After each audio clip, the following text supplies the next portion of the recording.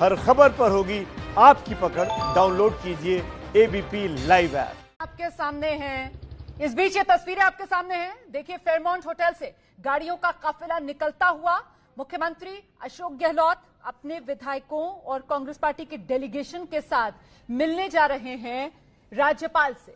राजभवन से उन्हें 2 बजे का समय मिला है मुलाकात के लिए। सीधे रुख करते हैं, मौके पर मौजूद है प्रफुल्ल श्रीवास्तव। प्रफुल्ल, देखिए रोमाना, सामने से आप देख रही हैं ये मुख्यमंत्री की सुरक्षा में लगी हुई जो गाड़ियां हैं वो हैं, और अंदर से जो हमें जानकारी मिली है कि 3 बसों में ये तमाम विधायक मुख्यमंत्री के साथ जो है वो जाएंगे। और आप देख सकते हैं ये सामने की तस्वीरें आप एकदम देखें तो बस बाहर निकलती हुई, खुद मुख्यमंत्री बस में सवार होकर जाएंगे। इसीलिए सुरक्षा के कड़े इंतजाम किए गए हैं, क्योंकि मुख्यमंत्री विधायकों के साथ बस में सवार होकर जाएंगे। और आप ये देखिए, ये पहली बस बाहर निकली है जिसमें आगे की ओर हम देख पा रहे हैं कि यहाँ पे कई जो शीशे उन वो देखिए ये एक बस बाहर निकली है, इसी में मुख्यमंत्री सवार है। इसी के पीछे और 2 बसें हैं जिसमें जो है जो तमाम विधायक हैं जो अशोक गहलोत के साथ हैं वो इस होटल फेयरमाउंट में रुके हुए थे, वो इनके साथ यहां से निकलेंगे। तो यहां से निकलना शुरू हो चुका है। ये आप देखिए तस्वीरें कि बस जो है पहली बस जिसमें मुख्यमंत्री और कुछ विधायक हैं वो यहां से बाहर निकल रहे हैं। तो ये आप देख रहे हैं कि यहां से ऐसी और 2 बसें आएंगी। तो पहले मीडिया से मुखातिब हुए, उसके बाद अंदर बैठक की अपने विधायकों के साथ और समय मांगा, और उसके बाद अब यहां से मुख्यमंत्री निकल रहे हैं और वहां जाकर वो तमाम अपने विधायकों के साथ निवेदन करेंगे कि जो सत्र बुलाने की वो मांग कर रहे हैं उसको जो है मंजूरी दे दी जाए।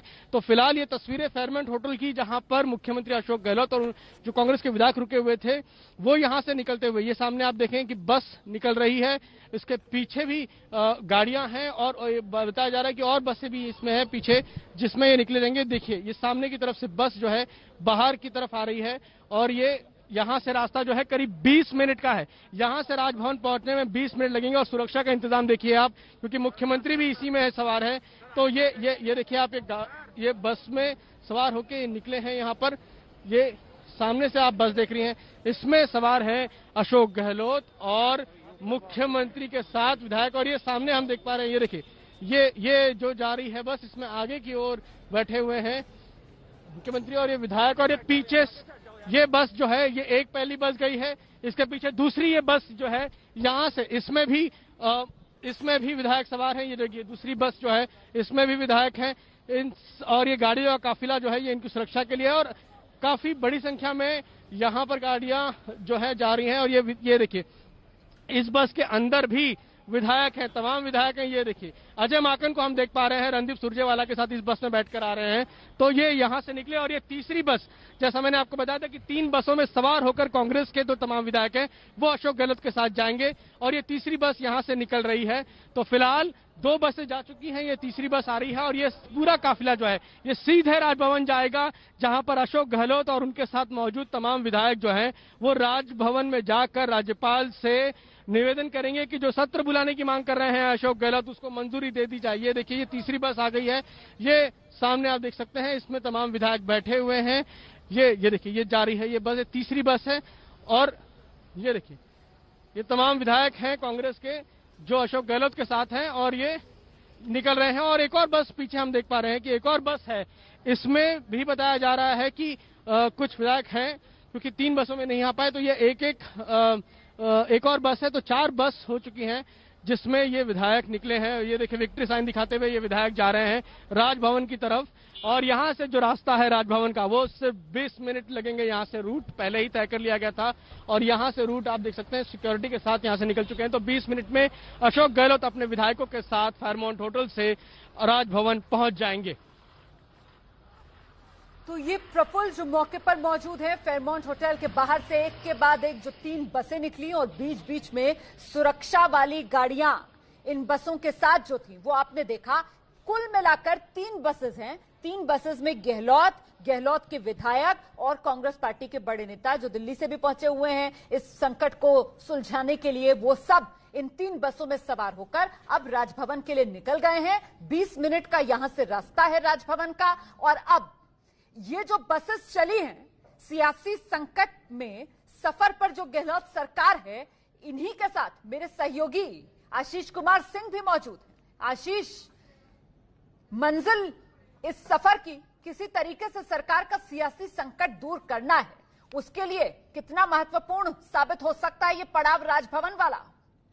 देखिए, सांकेतिक तौर पे महत्वपूर्ण रहेगा। अब इसके आगे राज्यपाल का अपना विशेषाधिकार है कि वो इसके दबाव में आकर के सत्र बुलाते हैं कि नहीं। अशोक गहलोत ने बिल्कुल स्पष्ट बोल दिया है कि उन्होंने कल भी ये मांग की थी, आज भी ये मांग करते हैं कि हम चाहते हैं कि सोमवार से सत्र बुला लिया जाए।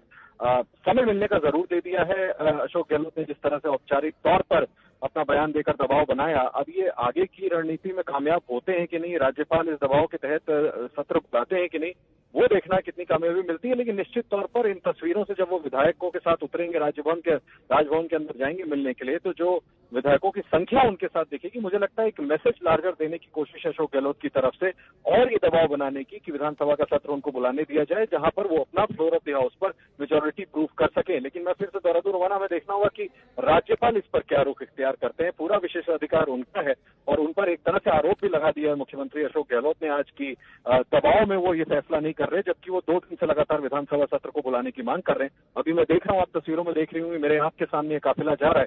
तकरीबन 20 मिनट का समय लगेगा राजभवन पहुंचने में, और उसके बाद वो मुलाकात होगी, तस्वीरें आएंगी, जिसके माध्यम से मुझे लगता है ये स्पष्ट करने की कोशिश है अशोक गहलोत की कि मेजोरिटी मेरे पास है, मैं चाहता हूं विधानसभा का सत्र बुलाया जाए, लेकिन आप किसी कारणवश विधानसभा का सत्र बुला नहीं रहे। अब इसके आगे राज्यपाल क्या फैसला करते हैं, मुझे लगता है हमें कुछ देर इंतजार करना चाहिए, क्योंकि विशेषाधिकार पूरा का पूरा गवर्नर का खुद का है। गहलोत का कूच राजभवन के लिए अपने विधायकों के साथ, कांग्रेस पार्टी के दूसरे बड़े नेताओं के साथ, ये काफिला आगे आगे बढ़ता हुआ आप देख रहे हैं। और पीछे हमारे संवाददाता आशीष कुमार सिंह जो अपनी गाड़ी में कवर कर रहे हैं इस खबर को। आशीष के साथ जो कैमरामैन हैं, उन्हीं के कैमरे की ये तस्वीरें आप देख रहे हैं इस समय। ये काफिला बढ़ रहा है, 20 मिनट का फासला है, लेकिन ये 20 मिनट इस समय बेहद महत्वपूर्ण साबित हो सकते हैं गहलोत सरकार के लिए।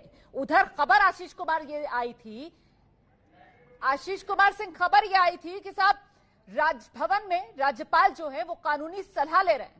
और इस बीच एक खबर यह भी आई कि कल गहलोत की तरफ से जो चिट्ठी भेजी गई विधानसभा सत्र बुलाने के लिए, उसमें सिर्फ सत्र बुलाने की गुजारिश थी, लेकिन कोई वजह नहीं बताई गई। आज कोई औपचारिक प्रस्ताव, कोई नई चिट्ठी जो दी जा सकती है? देखिए, इस बाबत अभी कोई खुलासा तो नहीं किया है, लेकिन मुझे लगता है जैसा हमें जो सोर्सेस से जानकारी है रोमाना, उसमें ये गहलोत की तरफ से ये रणनीति थी कि कोविड के नाम पर उन्होंने कल इस बात को औपचारिक तौर पर बोला भी था कि कोरोना वायरस का आउटब्रेक जो है उसको देखते हुए विधानसभा का सत्र बुलाने की जरूरत है। और मुझे लगता है ये स्ट्रैटेजी का हिस्सा था कि उसके नाम पर आप बुलाते, विधायकों को व्हिप इशू करते और फिर आप ये स्टैब्लिश करने की कोशिश करते कि देखिए विधानसभा का सत्र था, हम मेजोरिटी प्रूफ करना चाहते थे, फ्लोर टेस्ट लेना चाहते थे, लेकिन वो विधायक नहीं है जो सचिन पायलट के कैंप में रहे, लिहाजा हम उन पर कार्रवाई अब मांगते हैं। और इस वजह से फिर कॉन्स्टिट्यूशनल चैलेंज नहीं हो पाता कोर्ट में, जैसा कि सचिन पायलट और बाकी विधायकों की तरफ से किया गया है। तो ये मुझे लगता है कि रणनीति का हिस्सा था जिसकी वजह से। लेकिन ये मुख्य बात ये है कि आज खुद जो मुख्यमंत्री ने अपनी जबान से कहा, ये बात बिल्कुल सही है कि कल एक दफा नहीं, वो 2 दफा गए थे गवर्नर से मिलने के लिए और ये निवेदन किया था और उनसे इस जवाब का वो इंतजार कर रहे थे, जिसके बाद आज ये मुख्यमंत्री ने कहा है कि मैंने इस जवाब का इंतजार किया, अभी तक मुझे कोई जवाब नहीं मिला, लिहाजा मुझे ये फैसला करना पड़ा है कि हम सभी विधायकों को लेकर के जाएं और राज्यपाल से मिलकर के औपचारिक तौर पर उनके सामने इस बात का निवेदन करें कि आप विधानसभा का सत्र जल्द से जल्द बुलाएं। अब आप जो देख रही हैं ये वही कोशिश है जो कूच किया है मुख्यमंत्री अशोक गहलोत ने अपने विधायकों को। 3 बस है कुल, जिसमें बैठ करके इन सभी विधायकों को वो लेकर के जा रहे हैं।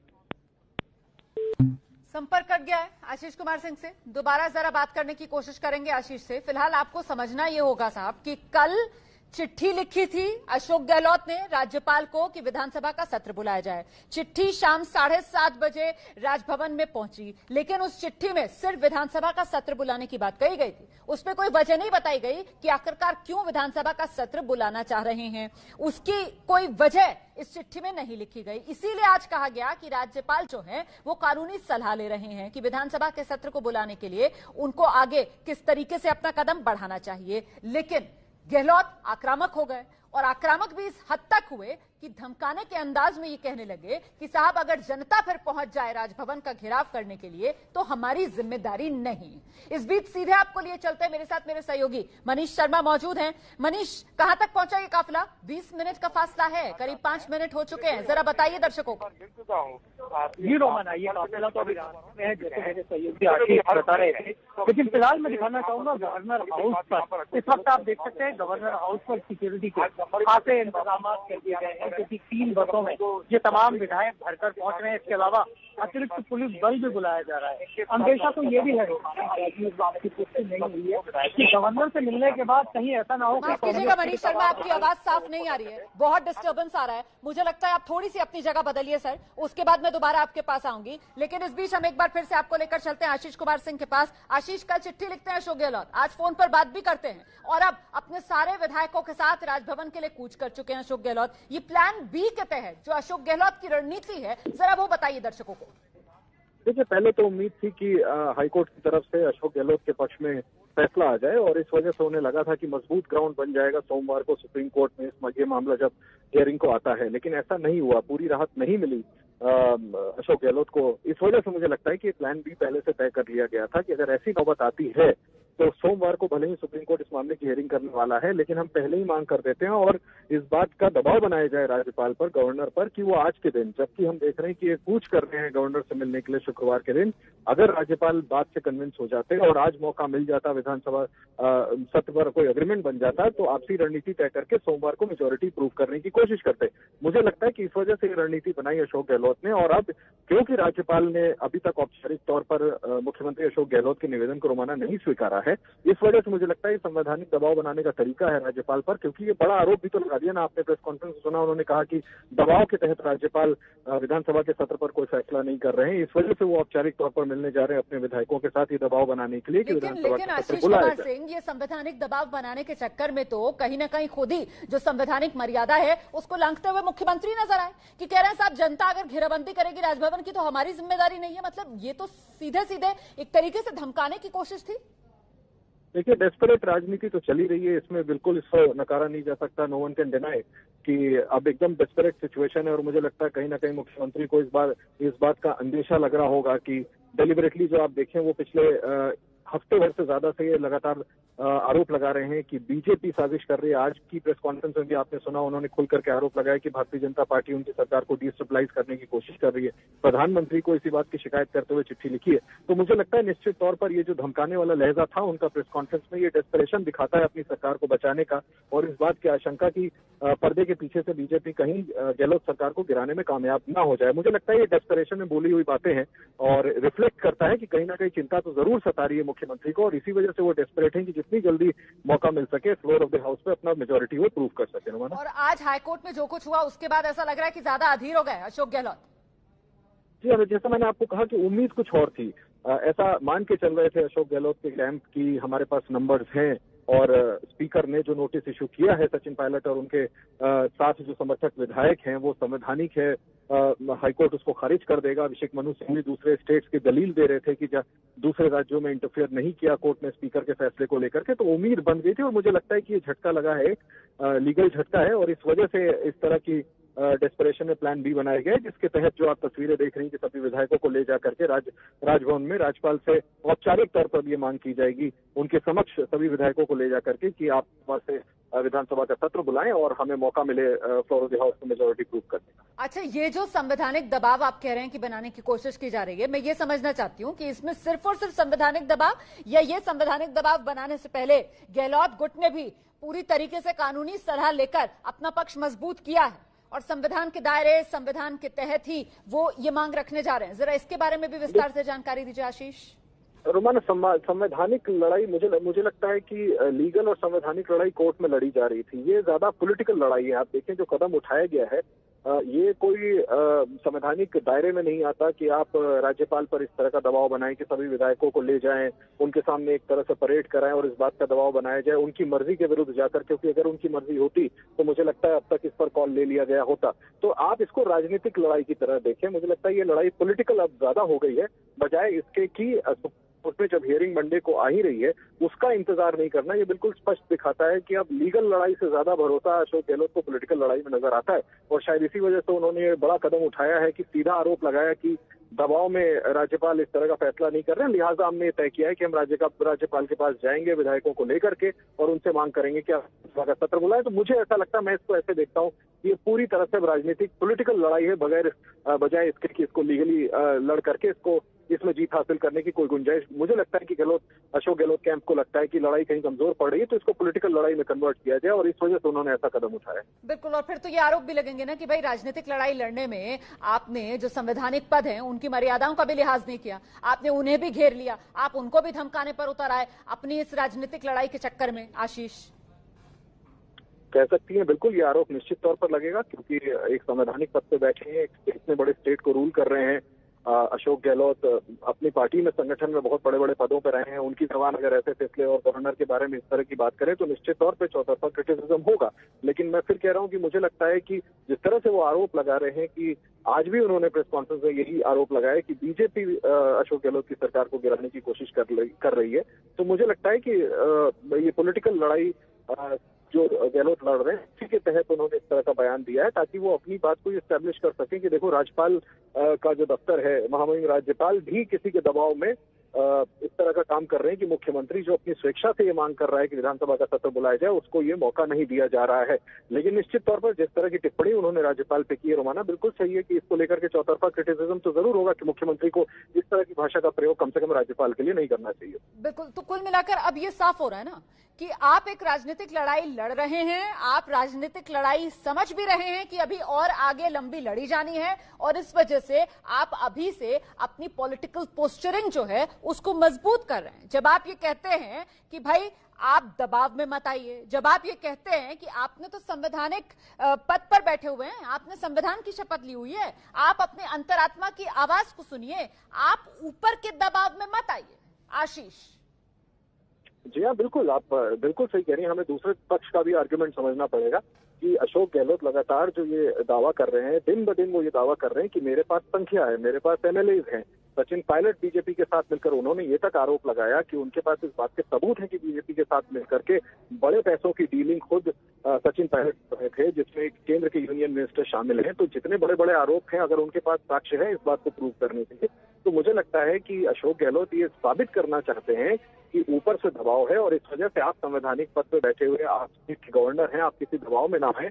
जब यहाँ का चुना हुआ मुख्यमंत्री इस बात की मांग कर रहा है कि हम चाहते हैं कि हम फ्लोर पर मेजोरिटी प्रूव करें, फ्लोर टेस्ट का मौका मिले, विधानसभा का सत्र आप सोमवार को बुलाइए, तो आप ऐसा क्यों नहीं कर रहे? तो मुझे लगता है कि एक मुख्यमंत्री के तौर पर he is also well with in his right कि वो ये मांग करें और दबाव बनाए कि राज्यपाल के नाते आपका ये हक बनता है कि अगर मुख्यमंत्री ने आपसे निवेदन किया है तो आपको विधानसभा का सत्र बुलाना चाहिए। लेकिन आशीष में ये भी समझना चाहता हूँ, आशीष में ये भी समझना चाहता हूँ कि जितना सिंपल इसको अशोक गहलोत बता रहे थे, जिस तरीके से वो मीडिया के सामने अभी कुछ देर पहले जो आए फेयरमाउंट होटल के सामने, वो कह रहे थे साहब सिंपल प्रोसेस है भाई, आपको सिर्फ आदेश ही तो देना होता है, तो आप आदेश दे दीजिए जब हमने गुजारिश की। तो क्या वाकई में ये इतना सिंपल होता है?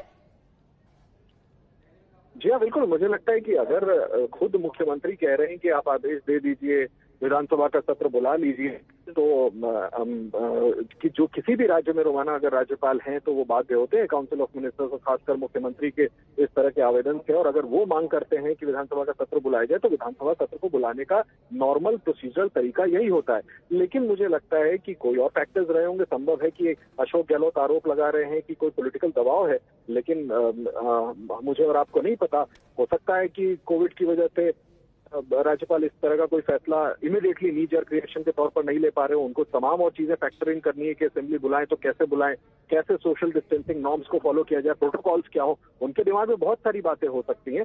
लेकिन इसके पीछे कोई पॉलिटिकल वजह ना हो, इसको इंश्योर करने के लिए कि कहीं किसी दबाव के वजह से राज्यपाल ऐसा कदम तो नहीं उठा रहे कि मुख्यमंत्री के कहने के बावजूद विधानसभा का सत्र नहीं बुलाया जा रहा है।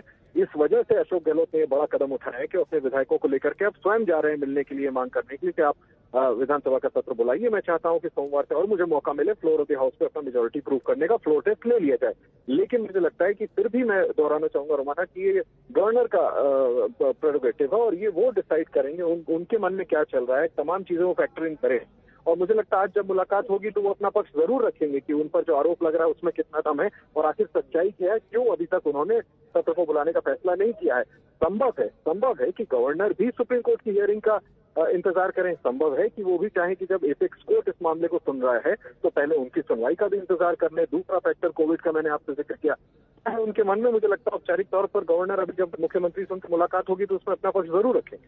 बिल्कुल संभव है कि कोरोना काल जिसका आप जिक्र कर रहे हैं यहाँ पर, ऐसे में व्यवहारिक दिक्कत सत्र को बुलाने की, इसको लेकर क्या कुछ कहेंगे राज्यपाल इस मुलाकात में जो करने के लिए अशोक गहलोत जा रहे हैं राजभवन। राज्यपाल से अपने सभी विधायकों को, कांग्रेस के बड़े नेताओं के डेलीगेशन को अपने साथ लेकर 3 बसों में सवार कांग्रेस के ये सभी नेता, जिसमें खुद मुख्यमंत्री अशोक गहलोत हैं, जिसमें अशोक गहलोत गुट के सभी कांग्रेस के विधायक हैं और जिसमें दिल्ली से पहुंचे हुए भी कांग्रेस के बड़े नेता हैं, अजय माकन, रणदीप सुरजेवाला, जिसमें कांग्रेस के राजस्थान के प्रभारी अविनाश पांडे हैं। सभी लोग इन 3 बसों में सवार हैं और बीच में सिक्योरिटी वाली गाड़ियां भी चल रही हैं। तो एक तरीके से ये पूरा काफिला है जो इस वक्त आप टेलीविजन स्क्रीन पर अपने बढ़ते हुए देख रहे हैं। ये लोग निकले फेयरमाउंट होटल से, फेयरमाउंट होटल से ये राजभवन पहुंच रहे हैं और राजभवन जाकर राज्यपाल से मुलाकात करेंगे। मुलाकात करके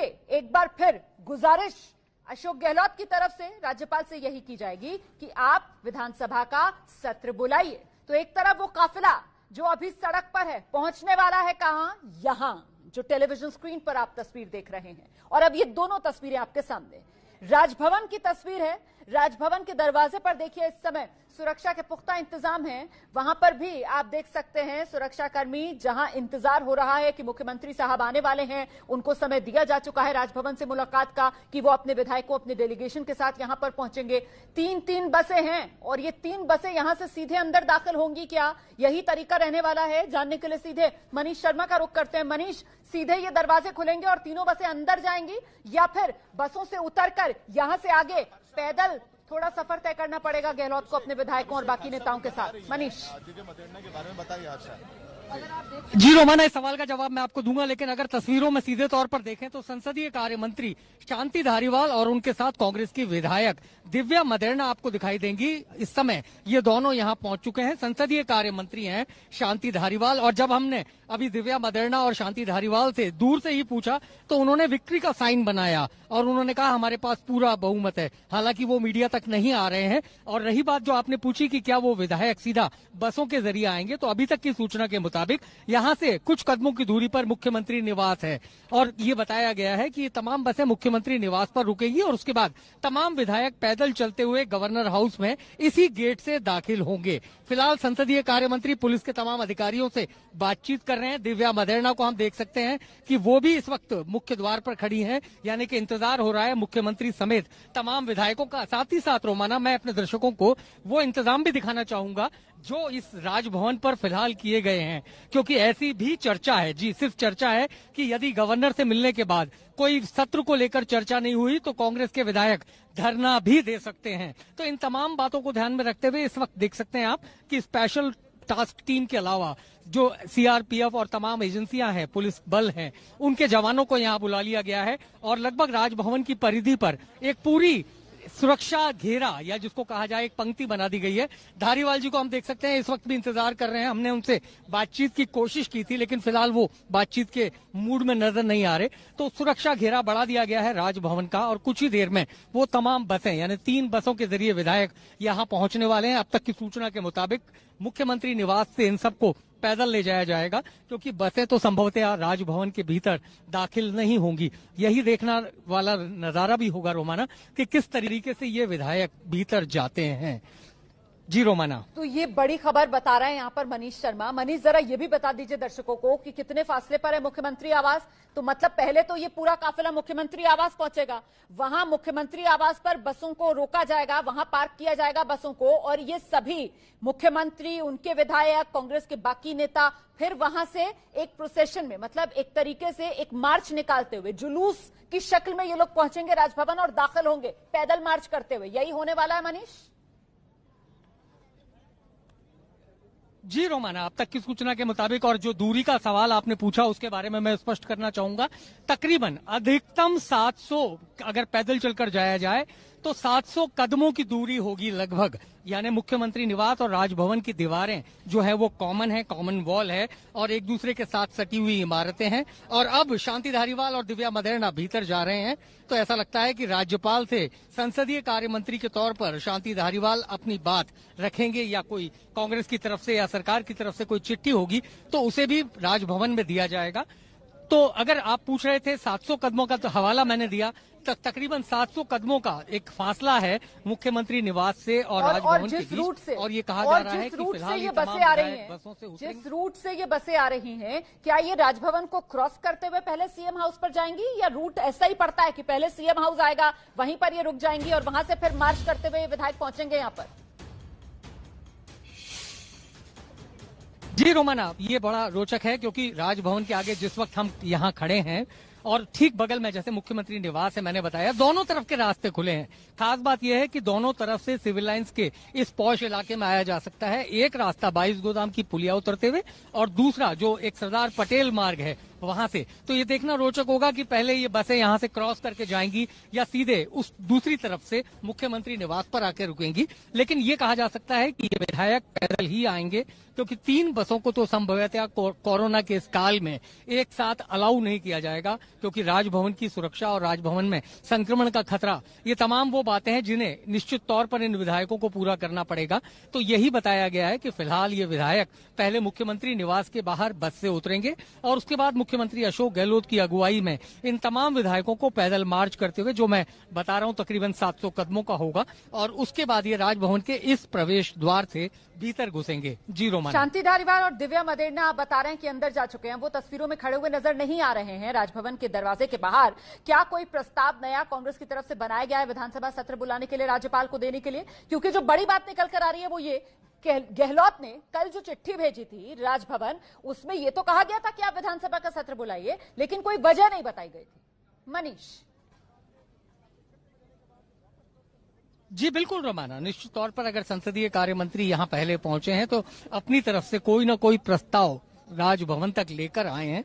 यही देखना रोचक होगा कि क्या कोई फिर एक चिट्ठी राजस्थान सरकार ने, गहलोत सरकार ने राजभवन में भेजी है, क्योंकि इतने सारे विधायकों को भी एक साथ प्रवेश दे देना ये अपने आप में एक बड़ी बात होगी। तो कहीं ऐसा तो नहीं है संसदीय कार्य मंत्री कोई प्रतिनिधि के तौर पर सरकार के यहाँ पर पहुंचे हों और अपनी बात रखना चाहते हों और उसके बाद विधायकों को यहाँ पर बुलाने की अनुमति दी जाएगी। हालांकि राजभवन के सूत्रों का ये कहना है कि विधायकों ने पहले 12:30 बजे का समय मांगा था, उसमें कुछ बदलाव हुआ और उन्होंने कहा कि 2 बजे बाद ये तमाम विधायक आएंगे। इस बीच रोमाना ये भी बताना चाहूंगा कि पुलिस के तमाम आला अधिकारी, कुछ देर पहले जयपुर के पुलिस कमिश्नर आनंद श्रीवास्तव और तमाम अधिकारी यहाँ पहुंच चुके हैं।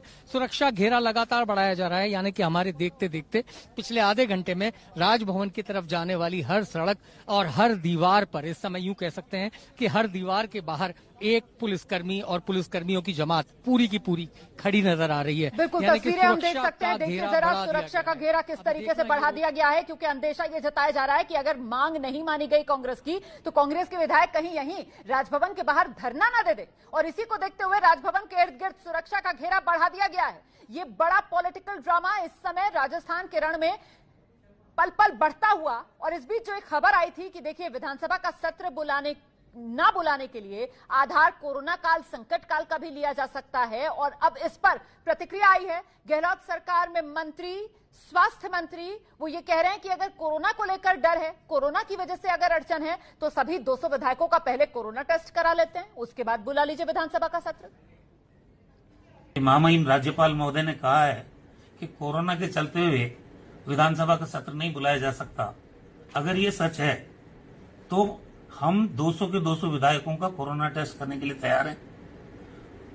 राज्यसभा की चुनाव हुई है अभी 19 जून को, तब चुनाव में सारे साथ निकले हैं, लंबी लंबी लाइनें लगी है, तब राज्यसभा के चुनाव कैसे हो गए? विधानसभा का सत्र बुलाने के लिए कोरोना की वजह से कोई भी प्रॉब्लम है तो हमारे पास किट मौजूद है, हम एक एक विधायक का टेस्ट करा सकते हैं। तो ये स्वास्थ्य मंत्री को सुन रहे थे आप राजस्थान के। वो कह रहे हैं कि अगर कोरोना की वजह से अड़चन आ रही है विधानसभा का सत्र बुलाने की, तो भाई कोरोना का टेस्ट करा लेते हैं ना सभी विधायकों का। हमारे पास किट मौजूद है, एक एक विधायक का टेस्ट कराते हैं और उसके बाद आप सत्र बुलाइए, लेकिन कम से कम आप सत्र तो बुलाइए। तो कुल मिलाकर कांग्रेस पार्टी आक्रामक है। कांग्रेस की तरफ से मांग की गई है, गहलोत की तरफ से मांग की गई है मुख्यमंत्री राजस्थान के कि विधानसभा का सत्र बुलाएं राज्यपाल। इसके लिए कल उन्होंने चिट्ठी लिखी थी। आज मीडिया के सामने आकर उन्होंने नाराजगी इसी बात को लेकर जताई कि साहब हमने कल चिट्ठी लिखी, हम रात भर इंतजार करते रहे, आज सुबह से इंतजार करते रहे, लेकिन हमें किसी तरीके का कोई जवाब ही नहीं आया राजभवन से। उसके बाद मीडिया के सामने वो आए और उन्होंने सीधे आरोप लगा दिया कि ये ऊपर से दबाव है राज्यपाल पर, राजभवन पर, इसी वजह से ये सत्र बुलाने का निर्देश नहीं दे रहे। वो कह रहे हैं कि जुडिशरी भी कह रही है कि भाई असेंबली क्यों नहीं बुलाते, और राज्यपाल जो है वो बुलाने नहीं दे रहे, वो आदेश नहीं दे रहे। सीधे सीधे राज्यपाल पर निशाना साधते हुए और राज्यपाल के बहाने केंद्र सरकार को कटघरे में खड़ा करते हुए यहां तक कह दिया अशोक गहलोत ने कि दबाव में मत आइए, संवैधानिक पद पर हैं आप, शपथ आपने संविधान की ली है, अपने अंतरात्मा की आवाज सुनिए, वरना अगर जनता ने राजभवन का घेराव किया तो फिर हमारी जिम्मेदारी नहीं होगी। तो गहलोत गुट का ये राजभवन कूच, इस बड़ी खबर पर हमारी नजर लगातार बनी हुई है।